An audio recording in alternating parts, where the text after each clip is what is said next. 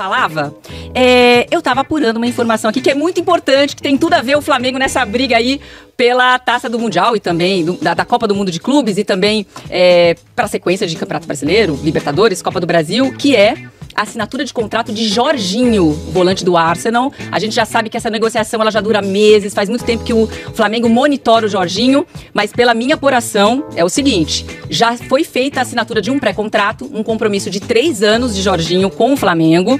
Então vai funcionar o seguinte, tá? Ele tem o casamento dele também no final da temporada, então ele casa no dia 2 de junho, o Flamengo deu alguns dias pra ele curtir logo, né, logicamente esse momento, e na sequência ele já se reapresenta no Rio de Janeiro como novo reforço do Flamengo. Então fica a informação aqui no Tá On pra vocês dessa contratação, então, que ainda é extraoficial, porque o Flamengo vai negar por questões burocráticas, jurídicas, né? Mas o pré-contrato já foi assinado na semana passada, então o Jorginho é novo reforço do Flamengo. Ok?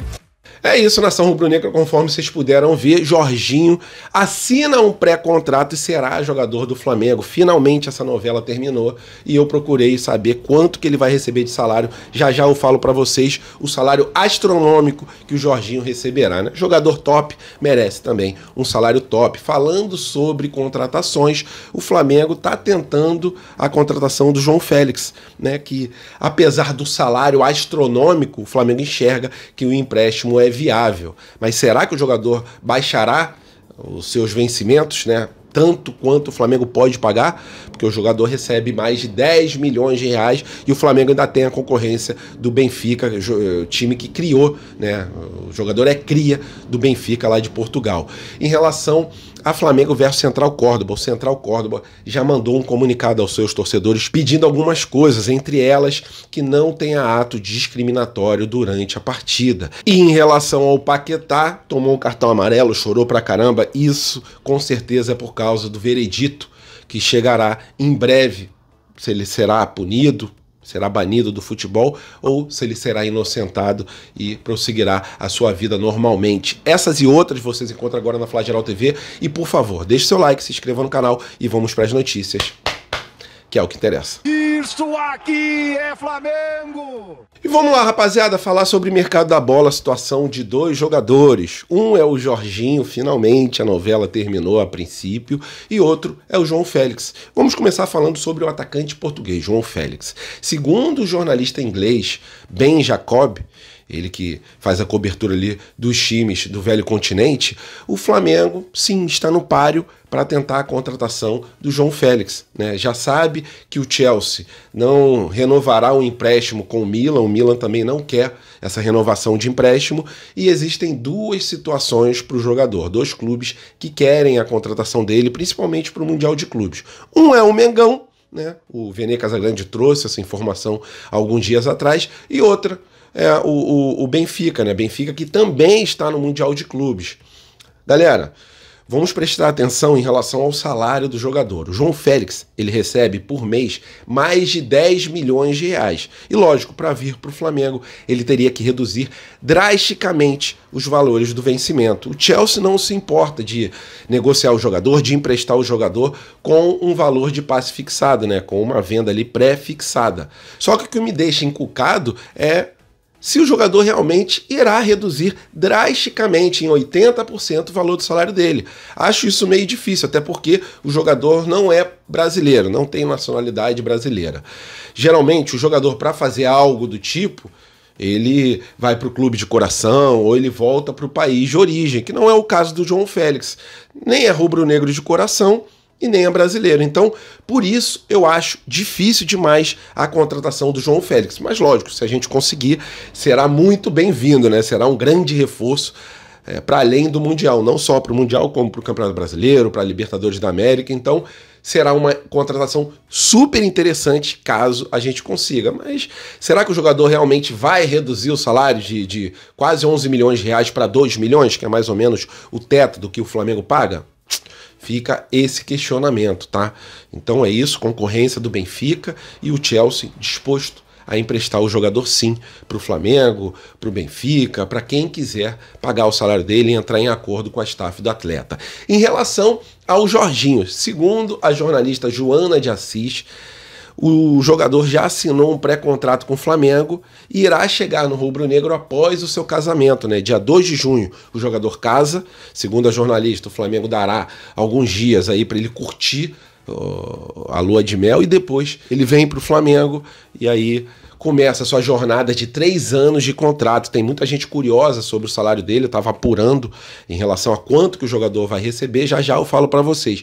Mas vamos vislumbrar um Flamengo com o Jorginho. Onde ele entraria nesse time rubro-negro? Acredito eu que no lugar do De La Cruz, né? Ficaria um meio de campo ali do Flamengo com o Pulgar, o Jorginho. Cara, o Jorginho é muito bom jogador, galera. Eu sei que a novela estava longa, estava demorada, mas era uma novela que valia a pena insistir. Segundo a jornalista, o jogador só fechou com o Flamengo por causa da recepção muito calorosa para ele e para sua noiva, atual noiva, futura esposa, quando eles vieram aqui para o Rio de Janeiro. Mas em relação a onde ele poderia se encaixar, o meio de campo ficaria com o Pulgar, com o Jorginho e com a Arrascaeta. E o Gerson jogaria ali aberto pela direita. Um grande time, né? Imagina com o João Félix também. João Félix jogando aberto pela esquerda, o Gerson jogando aberto pela direita e o Pedro como centroavante.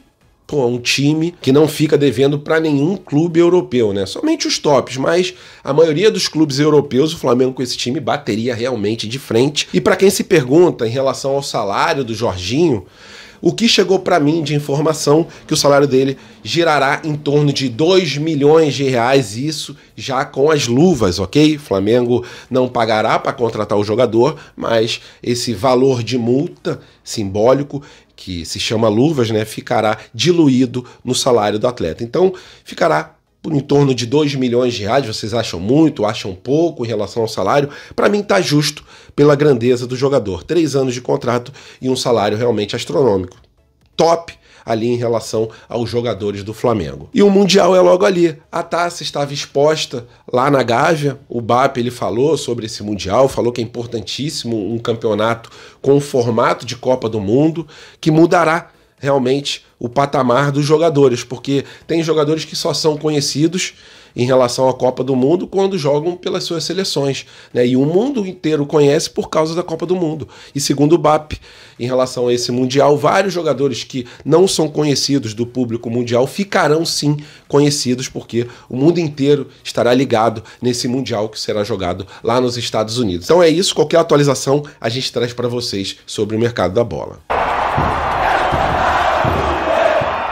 E rapaziada, o Flamengo viaja hoje para a Argentina para poder enfrentar o Central Córdoba, partida importantíssima na data de amanhã, às 9h30 da noite, com transmissão pela Rede Globo.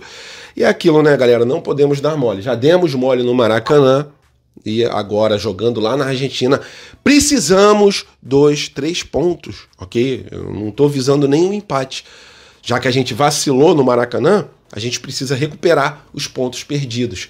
Então o Flamengo vai para cima do Central Córdoba tentando os 3 pontos, mas não será um cenário tão desastroso caso a gente empate na Argentina. Não podemos de jeito nenhum perder, porque a gente já se complicou nessa Libertadores por causa da partida no Maracanã. Em relação ao Central Córdoba, eles mandaram um comunicado aos torcedores sobre algumas situações, né? Principalmente sobre atos discriminatórios na hora da partida. Eles sabem que a Conmebol está de olho. Central Córdoba é um time, cara, muito amigável, né? Pelo que a gente já viu, os torcedores dele são torcedores tranquilos, não são aqueles torcedores insanos argentinos nem uruguaios, são torcedores a princípio tranquilos, e veio esse comunicado em relação ao clube, né? Que não tenha nenhum tipo de ato ali preconceituoso para que o clube ele não seja punido. Essa é a orientação do Central Córdoba. Tomara que tudo aconteça da melhor forma possível e que a gente consiga no final do apito do juiz sair com os 3 pontos, porque será sim de suma importância, principalmente para a próxima fase da Libertadores, a colocação que a gente conseguir na fase de grupos. E o Paquetá, hein, que entrou em campo, jogou, tomou um amarelo e chorou copiosamente. O porquê que ele chorou? Provavelmente, né, o nosso ex-jogador, nossa cria do Ninho do Urubu, tenha chorado porque o veredito sobre o julgamento, se ele é culpado ou não em relação a ter recebido cartões amarelos e ter beneficiado parentes e amigos em relação a sites de aposta, casas de aposta, esse veredito ele acontecerá, ele será divulgado na primeira quinzena de junho. Então, acredito eu que por causa dessa proximidade, o jogador tenha se descontrolado dentro de campo, né? Ele deu um carrinho, mereceu realmente tomar um amarelo, mas a reação dele foi uma reação atípica. Até o árbitro foi até ele, conversou com ele, porque ele não parava de chorar. Essa pressão toda que está nas costas do jogador, que nega qualquer tipo de envolvimento. E a Federação Inglesa, ela divulgará, conforme eu falei, na primeira quinzena de junho, e existem dois caminhos possíveis. Uma punição, um banimento do futebol caso ele seja considerado culpado, e a outra é a inocência total, né? Caso ele não seja culpado, ele será inocentado e ficará livre para jogar futebol. Mas a possibilidade maior é que caso ele seja condenado, ele seja banido do futebol. Aí ele terá duas opções, né, no futuro.